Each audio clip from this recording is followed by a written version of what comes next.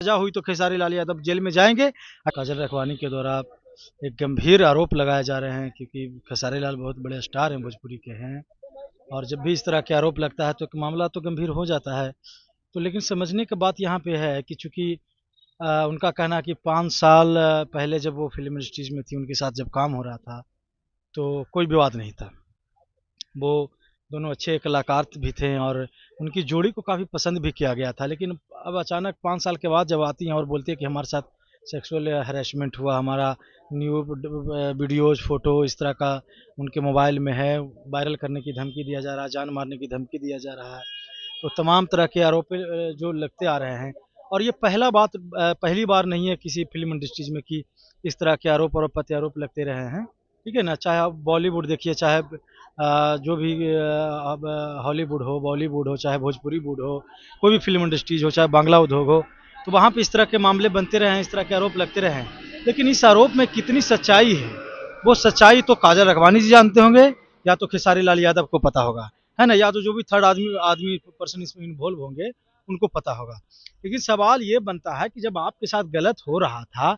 तो उसी समय आपको जाना चाहिए था, पुलिस के पास जाना चाहिए था, न्यायालय के पास जाना चाहिए था, और वहां से जो भी होता वहां से होता। लेकिन जब चूंकि 5 साल के बाद आप आई हैं और इस तरह के आरोप लगा रही हैं,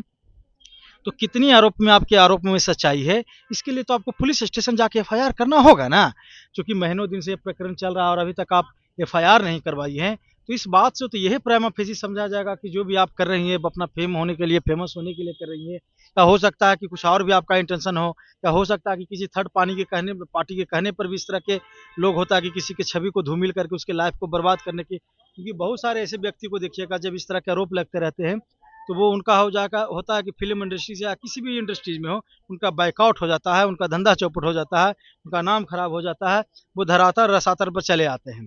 तो पहला मेरा यही सलाह रहा है, और मैंने सारे वीडियो में यही बोला है कि अगर आपके साथ गलत हुआ है तो जाइए, प्रॉपर एफआईआर कीजिए, पुलिस जांच करेगी, जांच के बाद दूध का दूध पानी को पानी हो जाएगा, मामला न्यायालय में जाएगा। अगर सजा हुई तो खेसारी लाल यादव जेल में जाएंगे। अगर ये बातें सच्चाई नहीं है, ये बेसलेस होता है, ये प्रूफ नहीं कर पाती हैं, तो फिर आप समझ लीजिएगा कि आप पे क्रिमिनल डिफेमेशन का सूट होगा,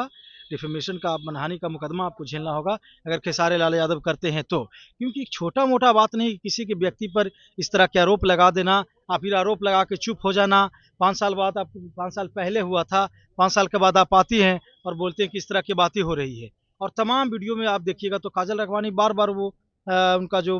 वो जो देखिएगा कि वो उनका जो स्टेटमेंट है वो चेंज हो रहा है। कभी वो पवन सिंह पर बात कर रही हैं, तभी इंडस्ट्रीज में भी और भी प्रोड्यूसर डायरेक्टर पर भी बात कर रहे हैं,